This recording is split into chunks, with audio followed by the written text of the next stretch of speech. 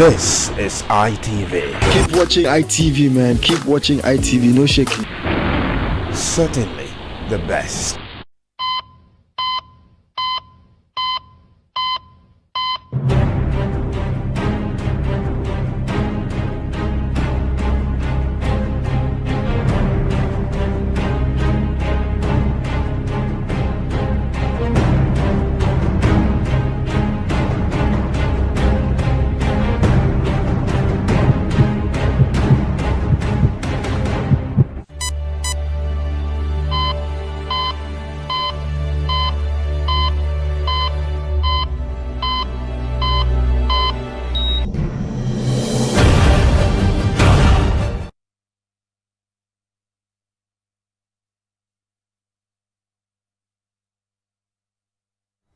Thank you for joining us today on the program Healthy Living. Amadisuwa Usahuage. It's no longer news that the second wave of the COVID-19 is ravaging almost all the countries. People are already dying. You'll be amazed at the number of deaths and at the number of new infections and, of course, the number of those who are still in hospital. But the unfortunate thing is this: most hospitals are already overwhelmed because they have just too many patients to cater for. And yet, some persons somewhere are still not believing that COVID-19 is real. Go everywhere in Edo State, you see this beautiful billboard, Koro, never go. And it's a beautiful thing done by the state government there. But I'm just hoping and praying that people will reason with what is happening in our society today and then take a clue. Somebody called into our breakfast show this morning and said that even when you get cured, the person will still go through a lot of health challenges. That means you can never be totally cured from COVID-19. There will still be other things that will come with it. Even if you're certified clean, you will never be yourself again. Is it not better you protect yourself, you avoid it, so that you don't catch this infection than to damn consequences and then put other persons at risk? We're going to give you an update of the COVID-19 straight away as soon as I introduce my guests. So join me as I make welcome Dr. Barry Ojo, who is a family physician. And of course, he's a regular on this program, Healthy Living. Welcome, Doctor. Yeah, thank you very much. All right, let's quickly have an update of this COVID-19 before we go into what we have to talk about today, which is depression and, of course, anxiety. So, Doctor. Yes, coronavirus, like you said, has come to stay. It's a pandemic. It has come to stay. And as we speak now, over 95.5 million people, that's close to 100 million, has been affected globally, and the American population, over 24 million people has been affected, with over 410,000 deaths. Well, in the UK, for instance, they have about 3.3 million people that has been confirmed cases, and as I speak with you now, over 82,000 deaths. The world population is over a little bit, about 7 billion. And if you have a pandemic that is almost affecting close to 100 million people, you and I will agree with each other that this is a real pandemic that is no joke. Then coming back to Nigeria, as of yesterday, we have 110,387 deaths, 387 confirmed cases, with 1,435 deaths. So, like you commonly see in this program, a lot of people are still doubting that there is coronavirus or not. I think one of the things that we can really explain here is that in Nigeria, the fatality rate is quite minimal. Because if you look at South Africa, over 80,000 people has died due to coronavirus. Just yesterday here, 901 people were confirmed coronavirus in Lagos, even though the SCT had just 54. And those cases was 16. So this is not the time to doubt a pandemic. This is time to sober. Like you said earlier, that a caller called in to say that once you have coronavirus, that you can, your life may not be the same. But I take solace in that. What is most frightening about coronavirus affection is that if somebody gets coronavirus today, he can still be reinfected tomorrow, especially with the new variant. So that's why we're telling the public that even as school is reopening, we don't have to leave anything to chance. But the state government, because of its proactive nature, was able to postpone resumption to the 1st of February. Much kudos to the government. That is to get adequate preparation to make sure the schools, both private and government schools, are prepared to fight against the pandemic. So much kudos to the governor of Edo State. But what we're seeing today is this: coronavirus is something that just recently they're talking about the vaccine. That about 100,000 vaccine is expected in Nigeria, and we are looking for a place to keep the vaccine. That's not enough. Just 100,000 vaccines. I may lose so many. So, of this but I think that the government. you know, in our last, the last time we were on this program, I did ask you if we are ready. Yes, we are. We are, because they just. Do we have the capacity to keep this back? Do we have what it takes to keep this it was just in the last 48. And then you said yes. Yes, it was just in the last 48 hours that they got that notification. Now 100,000 vaccines are coming. I think the government is trying to. They are going to by next 2 days meeting, Federal Executive Council meeting. I think it's going to be one. And the vaccine is going to wait till that time. No, because any moment from that, I think in the next 1 week or less, the vaccines will come to Nigeria. Every day will be on the way. But the most important thing is that the preventive measures are key. Because we are hearing strange values of the coronavirus. Today, some 3 weeks ago, we had less than 80,000 confirmed cases in Nigeria. Today, we are talking about over close to 111,000 cases. And as it increases, and if you look at the case of Edo, almost every day you see Edo as one of the sites. It is like Edo, Rivers, is of course Lagos, FCT, keep on having cases. So there's no way somebody will say that, oh, this is like a fraud. It's not true, because it's a pandemic. But what we're saying is that let's keep out the side of the bargain. Government has just said that face mask, social distancing, all will be enforced by this way. Let's see how that one is carried out. Because if the government enforce their laws, if the government put those laws and they are well carried out, I think it will help to go a long way. For instance, the drivers will not allow passengers to come in their no face mask. But you and I know we're coming to this day, we didn't see anything like that. A lot of people were on their face mask. So, a lot of them. I only saw just a handful of people. So what we are using this program to enlighten the public is that the coronavirus is reality, and it's a fighter illness. And whether you like it or not, it's a pandemic that the world is trying to grapple with.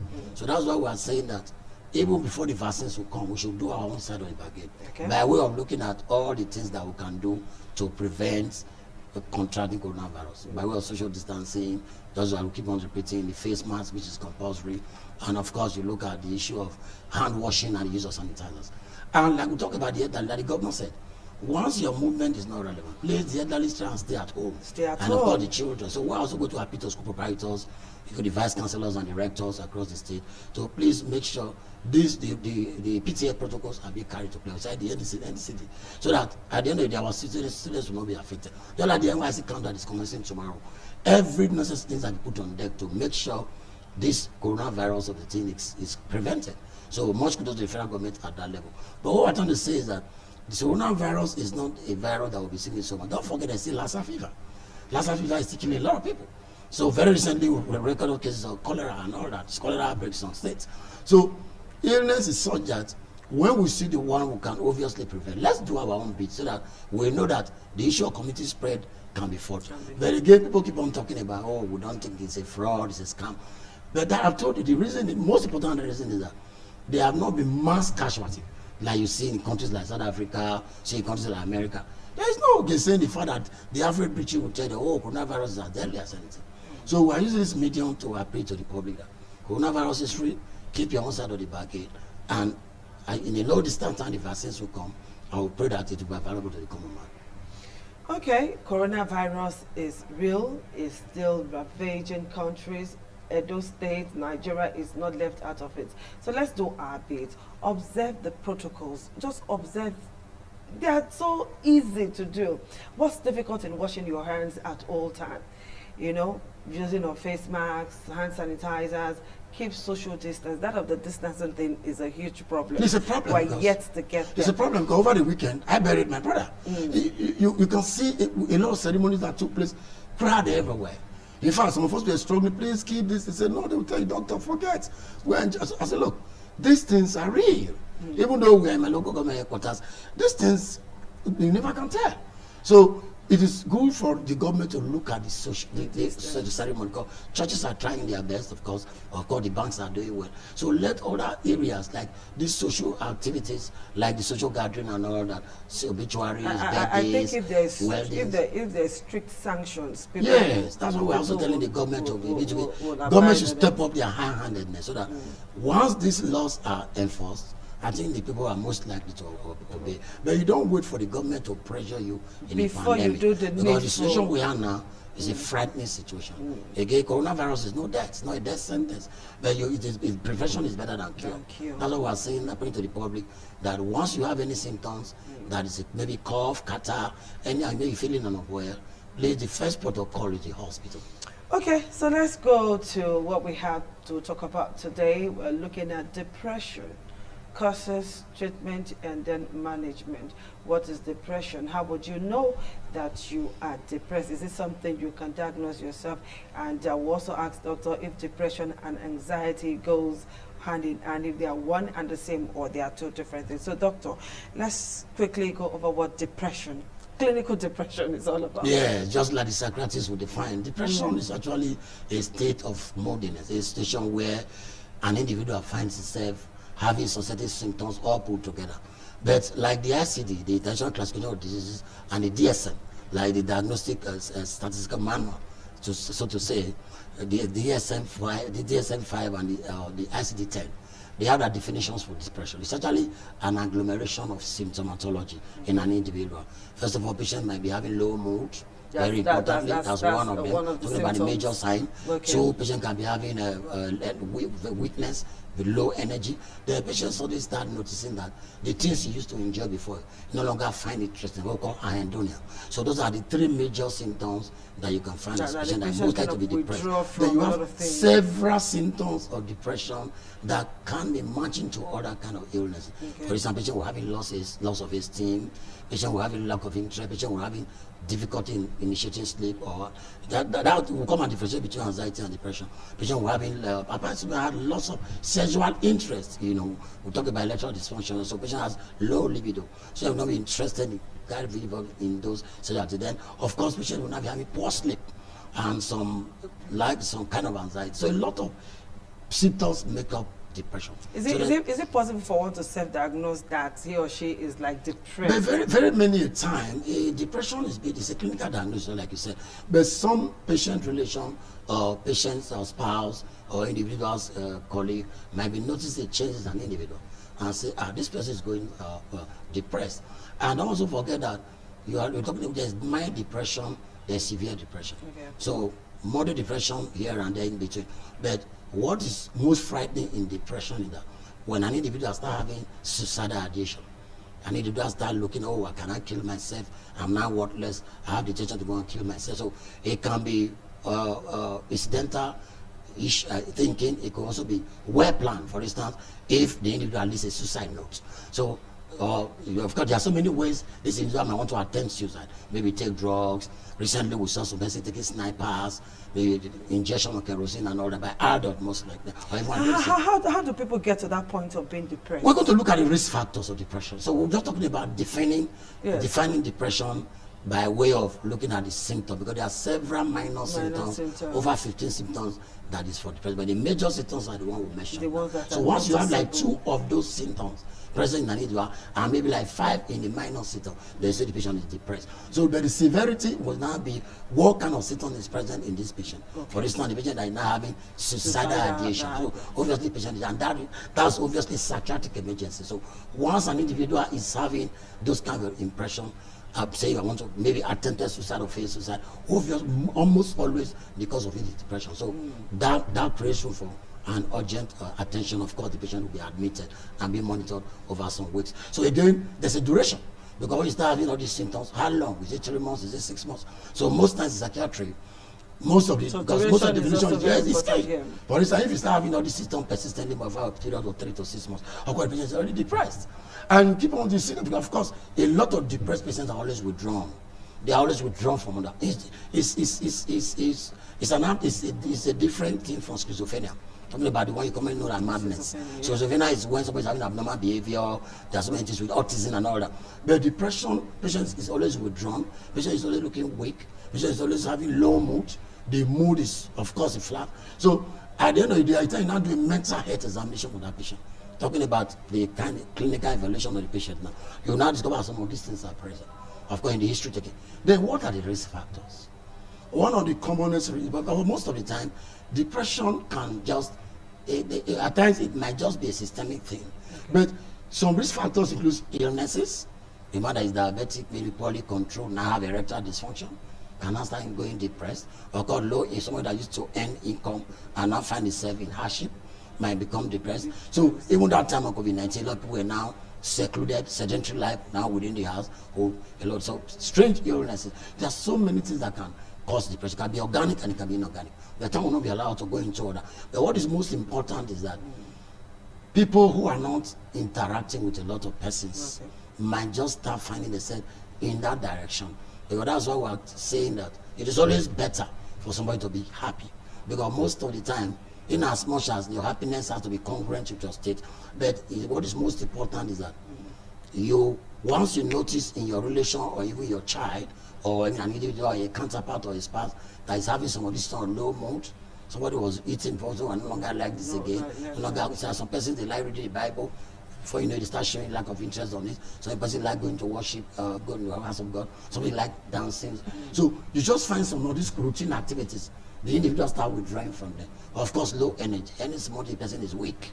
So risk factors are many, but I tell you that if you begin to list them, the list is invariably endless. But when you now see an individual evaluating that patient for depression, psychiatrists will tell you very many a time there might be several factors responsible for individual to be depressed. For instance, a woman that just lost the son, maybe the son is the caregiver or the breadwinner of that family, or somebody that lost some loved ones, or somebody that lost a job. So pain. Some of these things can really lead to the depressive situation. But I tell you, depression many a time for the world population, over 6 million people, for instance, across Africa are depressed. In Nigeria alone, over 3 million persons established cases of depression. But let's not go into this epidemiology.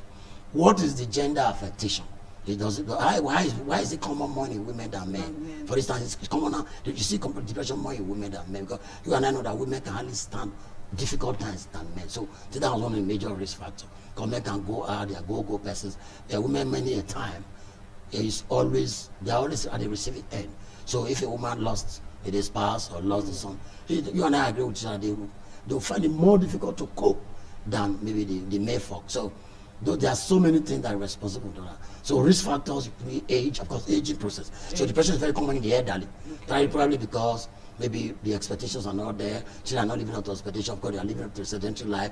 They are being abandoned. Of course, we had so many stories about elderly abuse. So such things can create room for person, individual, the elderly person become depressed. The same thing with adolescents. I've seen recently where a young girl, about 15 years, almost killed herself. She took snapper and injected kerosene. You will be shocked that 16 years old girl may start running some teenage relationship. Maybe he felt that he was disappointed by his friend and all, or maybe they are treating her, maybe child abuse. Because teenage abuse is very common. So say, oh, what kind of life am I living? So this is a worthless life. She now has low self-esteem. She can tend to kill herself. So there are so many agglomeration of factors, risk factors that can be responsible. But what is most important is to look at the features, the clinical features. What will be present in this person? What are you seeing this? What are you noticing in this person? And what is this person complaining of? Don't forget that a depressed patient almost always not to have spoken.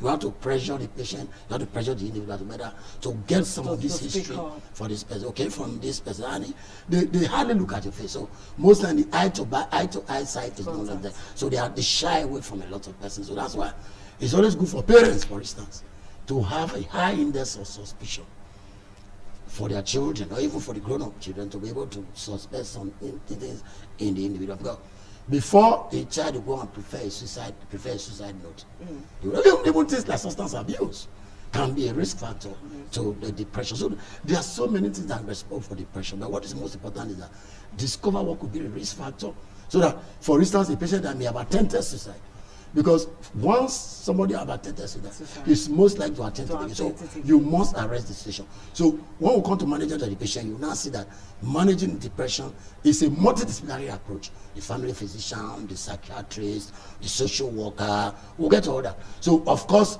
those cognitive behavioral therapy or CBT is key when it comes to let's look at depression and anxiety. Are they one and the No, they are not the same. They are two different things, because anxiety neurosis is different from depression. Anxiety, patient is elated. For instance, let's look at sleep. For a depressed patient, he will initiate sleep, but wakes up late, what we call initial insomnia. But for an anxious patient will hardly initiate sleep, what we call initial insomnia. So in terms of sleep pattern, it differs. Even in terms of attitude, the depressed patient is always withdrawn, is looking with, but the anxiety neurosis patient is always apparent. The other one we will talk about mania. There's so-called mania, M-A-N-I-A. So it's also these are affected disorders. But anxiety seems to fall between mania and depression. Mania patient is hyperactive, patient is exaggerated. Always, if I wear high floating clothes and all that. But in anxiety neurosis, most times there is always a stress, just like the one you have in depression. So what are the things that can be very responsible? Definitely patient is anxious looking, patient is sweating, patient is always wandering about. Then if not curtailed, such anxiety can become generalized anxiety disorder. So if you have anxiety neurosis for a client, if you not well managed, of course, patient can go into misanxiety. What are the symptoms? So the symptoms because patient is hyperactive, patient is always anxious looking, patient is worried, though it's different from when the patient become like what the obsessive depression, obsessive disorder. Patient is always worried about it, but not like as established GAD, generalized anxiety disorder, where patient is persistent worrier. But there's most time the beauty of anxiety is that it's transient.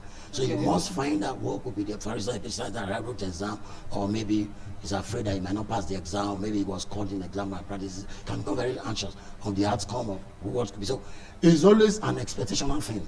But again, it's commoner in young people than older people. Just like in depression, you have more affect more of older people, more of female better. But anxiety does not have gender relationship. It's equally in terms of affect, it affects both the male and female equally. But what is most important in all this is how do you manage the situation? If I'm anxious, I have anxiety neurosis, I have depression. How do I notice some of these things to go to? The first port of call should be to see a physician, which is key. Because even when the physician evaluates you, like the family physician or like the intern or even the general practitioner, which is always the first contact doctors, then if they look at the features and they see that there could be some complication in the symptomatology and signs, then they can refer the patient for further psychiatric evaluation. But the truth of the matter is this: when anybody has any form of psychiatric illness, the biggest problem is stigmatization is key. Let's quickly take a very short break. When we come back, we'll continue. So stay tuned. I really want to tell you how my day went. Really want to spend the weekend. It is that time of the year again. It is Valentine's Day. We can go there if I Come, celebrate love at a whole new level as independent television and radio brings to you Couples Classic. 2020 was a turbulent year for us all. So, come put it all behind you as there will be a variety of games, music, dance, competitions, gift items, and premium entertainment for everyone. Start the year on an exciting note. Be sure to be at Independent Television and Radio Couples Classic and have fun to its fullest.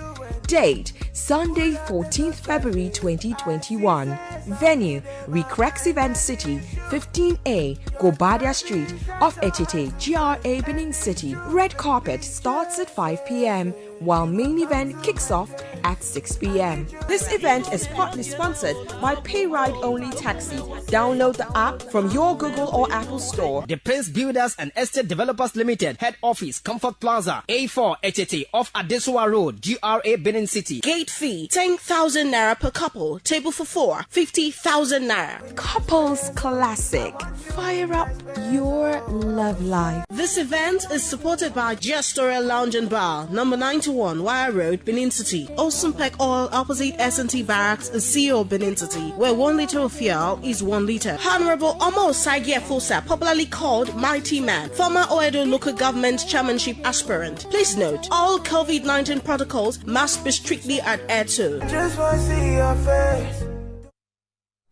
Glad to have you join us again on the program, Healthy Living on ITV. We're looking at depression.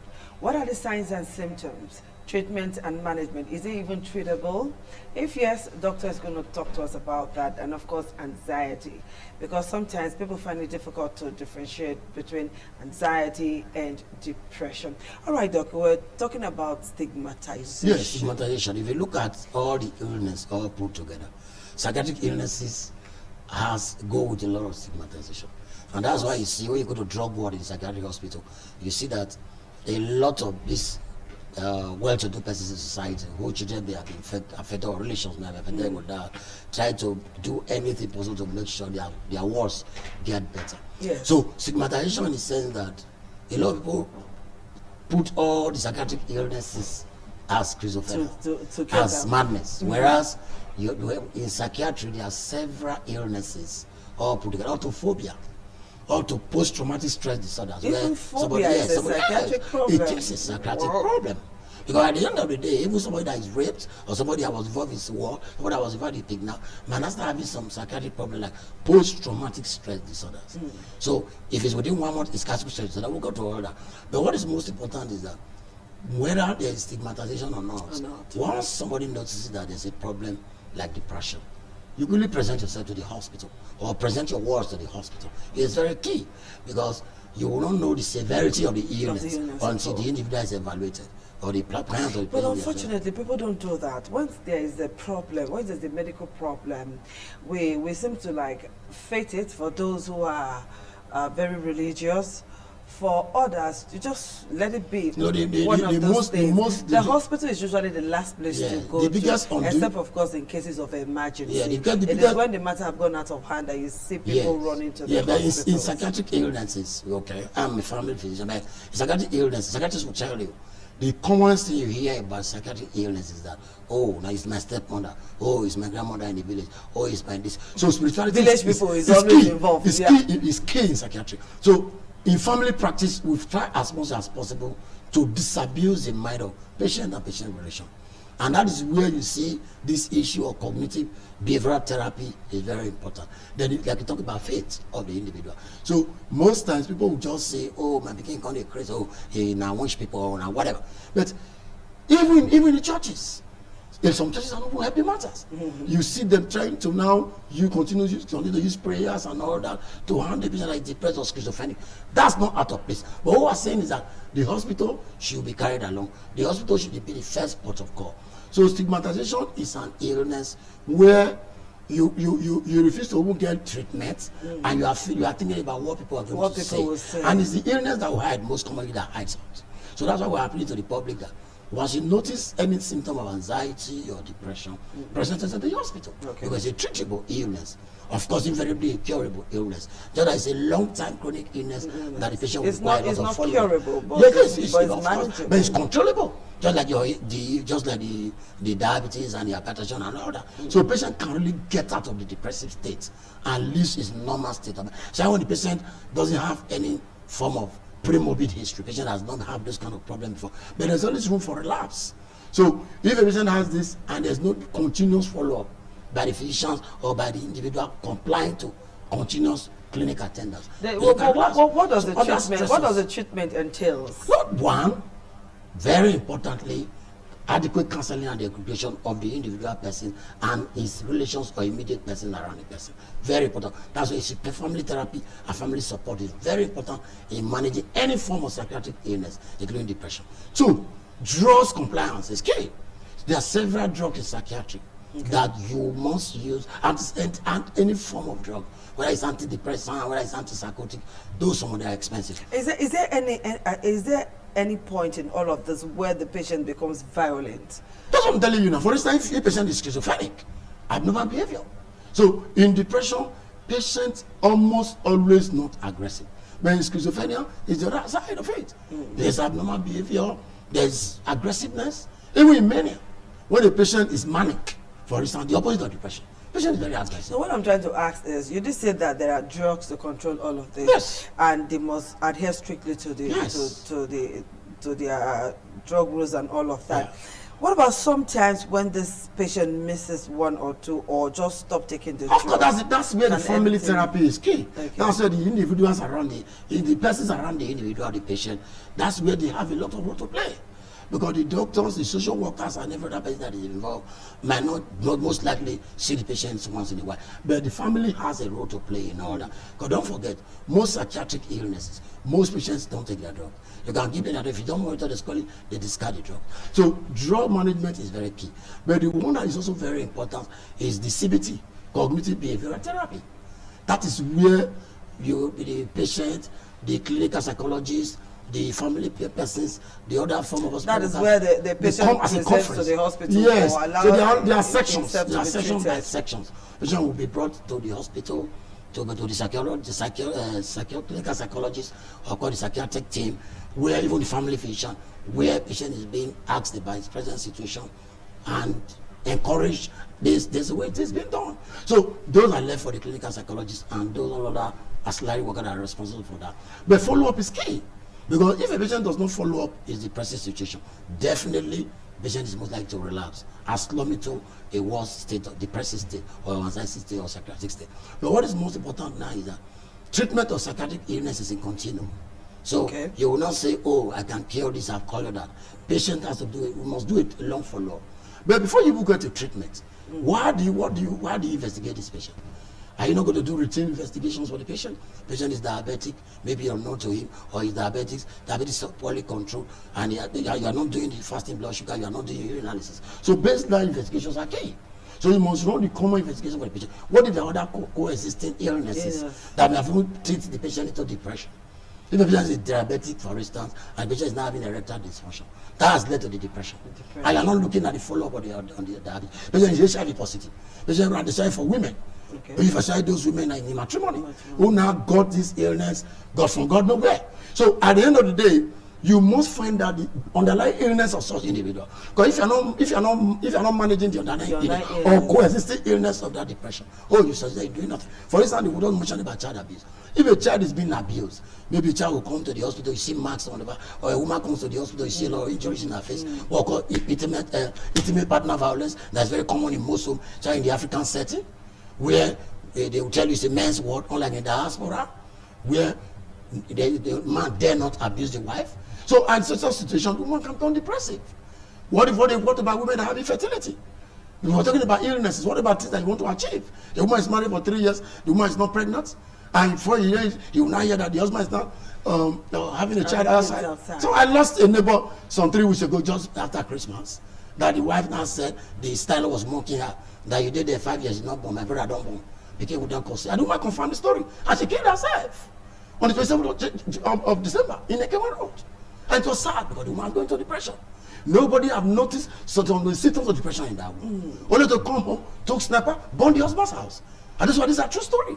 So that is why when you begin to have situations, people do things, they don't know how it affects the next individual. So if you talk about the risk factors and the causes of psychiatric illness, 10 sessions in this program will not be able to exhaust it. Psychiatrists will tell you.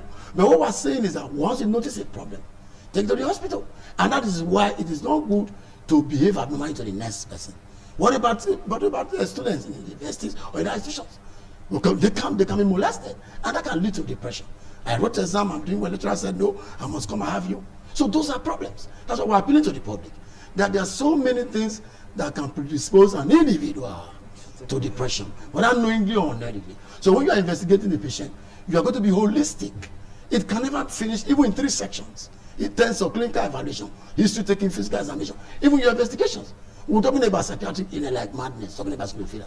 There are some things we call ECT, where you have to put the brain of the individual in a machine to see how you can reactivate the brain.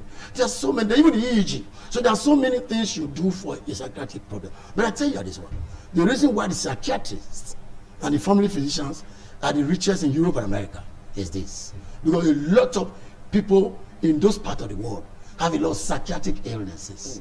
That's what some people were saying. This outgoing American president, are you sure it's normal? So a lot of Oyibo people, they have 10 times the problem the Africans have. What does an African man need? Give African people, give them food on their table, empower them. But the Oyibo people, they're always like an achiever.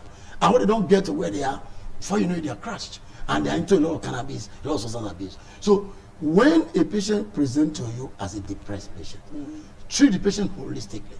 And that's where family conferencing, family therapy is key. Even home visiting. Because if a patient is having depression, and as a family doctor, I expect you. Is it not when the patient goes to the hospital or the patient that's what I'm saying. No, I don't know about. But look at it from the point of the hospital. If the patient comes in, if the patient comes into you as a family doctor, the patient becomes a portal of entry to the family. And don't forget, you don't bust to patients' family households like that. The whole visit must be arranged. All this is for the betterment of the patient, so I get a better outcome. Where we now have a healthier living. And you know what, when the individual has a healthy living, there will be longevity. But one of the areas we are afraid of in depression is suicidal ideation. And again, poor performance at work, poor performance in school. Because once a patient is becoming depressed, let's say a secondary school child that is 16 years old, he might not be able to perform well in school. So it is a serious business. And that's why you see Oyibo people, the whites, they don't toy with the psychiatric worker, whether psychologists, whether it's a psychiatrist, they are well remunerated because they know the implication to society. And it's definitely the illness, the psychiatric illness is one of the common illness that affects the family more. You know, in family practice, that's what we talk about, how the illness will affect the family, how the family will affect the illness. The number one illness that can affect the family so much is the psychiatric illness, apart from the so-called stigmatization. Because you just talked about person being aggressive. You have cases of mad people, even some of our common comedians, wake up with their wife, got up, got psychiatric, and killed the other person. You know, heard of the story of one of psychiatric. So, because the woman was psychiatric, they had psychiatric problems. So whether it's going to be manic, now let's address this issue of stigmatization, because this is one thing that will not make people present in the hospital, because nobody wants to go to the psychiatric hospital to see a doctor. Even passing in front of the psychiatric hospital is a problem. I agree with you. A friend of mine recently took his 16-year-old daughter to a psychiatric hospital. I said, please. It was a wrong referral from that private hospital. Tell the patient the children want to give UBTH. And my guess was right. If the child start behavior abnormally, so what I'm trying to say here, that's why is that it's not every abnormal behavior that may be psychiatric. There could be an underlying organic problem. Okay. Like that child was later discovered that they had sepsis, as in infection generally in the girl system, thanks to UBTH children's section. So, like you said, the problem with stigmatization is this, how the society interprets it. But those of us that are in the health sector. But you know, another thing, Doc, is the issue of private hospital owners, because some of them would not, at least you said that somebody made the wrong referral, at least they made a referral to a psychiatric hospital. But you see that there are some doctors that do not have the expertise in that particular aspect of medicine, but yet they want to treat that. That's another story for another day. Because at the end of the day, can you just talk about it briefly? Let's not wait for another day. No, we'll talk about it. It's sad because that's one of the drawbacks in the medical practice. Because if you are a professional, maybe you are a surgeon, and the patient presents to your hospital with maybe some psychiatric issues, why not send the patient to a psychiatric hospital, either in the government psychiatric hospital or a private psychiatric hospital? If you are an endocrinologist, maybe a diabetic doctor, maybe a physician, and the patient comes with a breast mass, why are you trying to attend to that? Send for a breast scan and refer the patient to the surgeons.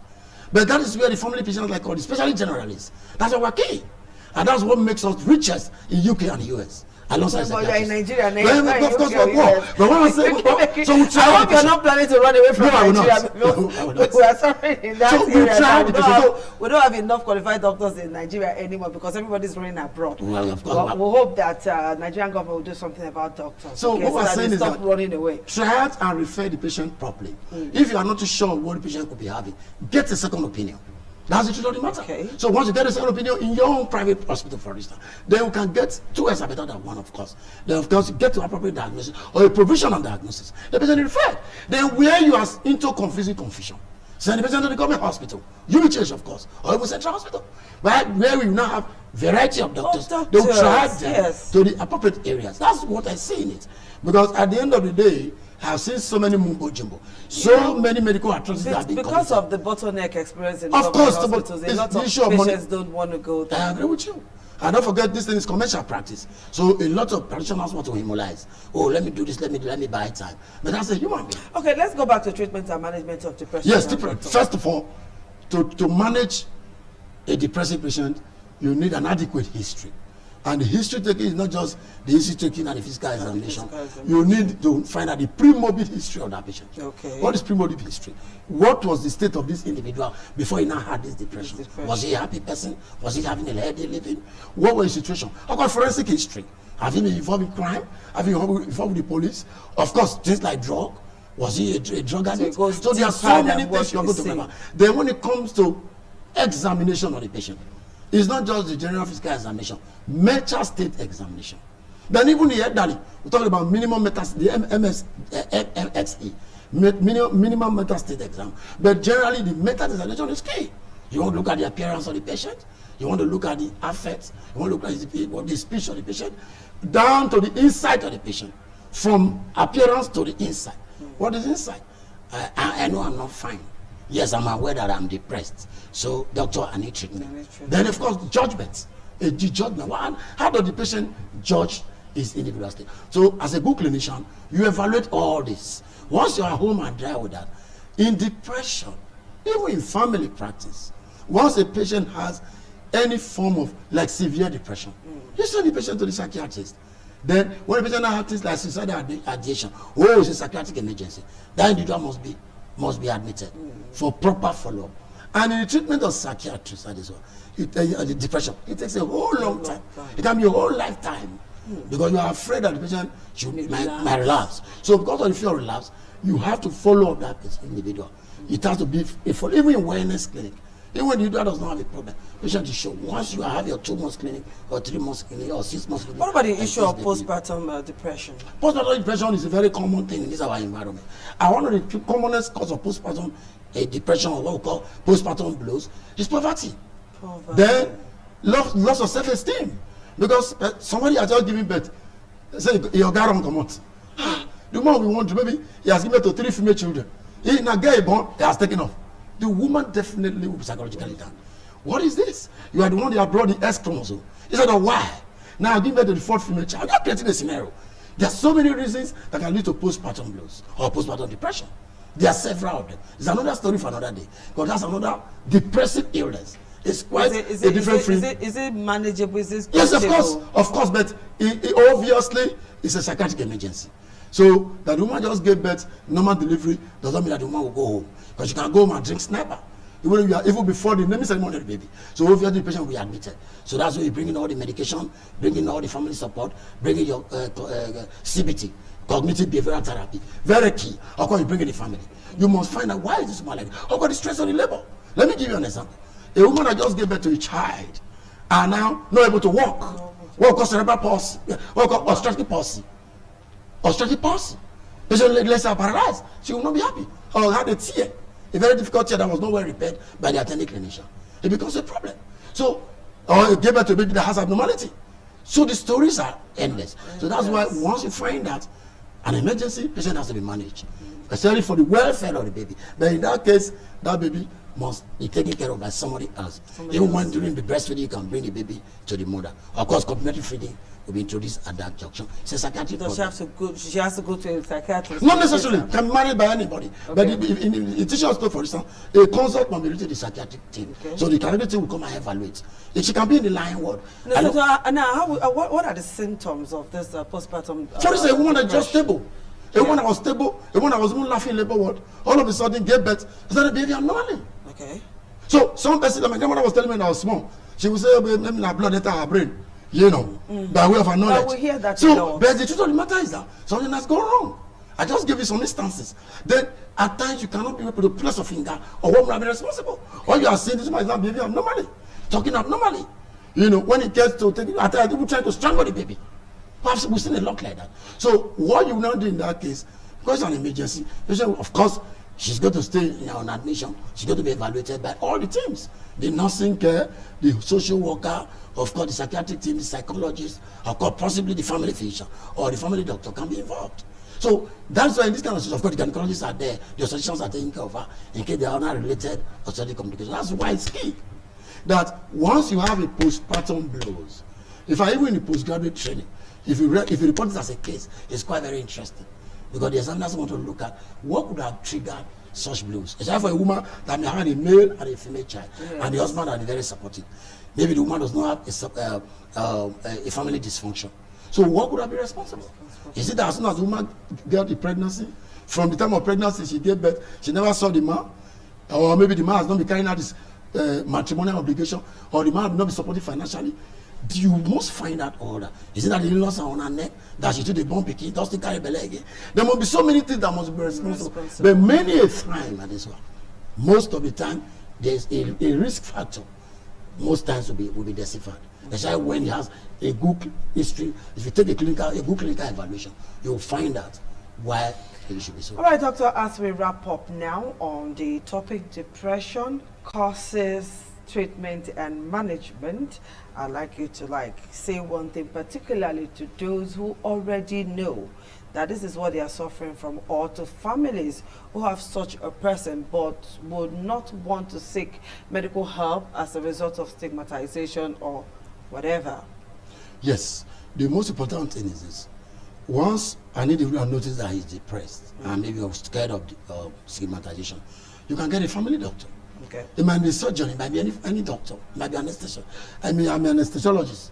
It might be a pediatrician. That doctor, being your family friend, you can trust the doctor. So at least from there, he can guide you, or your family doctor can guide you into the proper persons you are going to meet. No need to hide the person. No, you have to stay away or to receive treatment. Okay. Because it's a treatable illness, it's a controllable illness, where you can be brought out of that depressive situation and you live your normal life. So my advice for individuals, the public, is that it's manageable. Just manageable, reassuring, and it's controllable.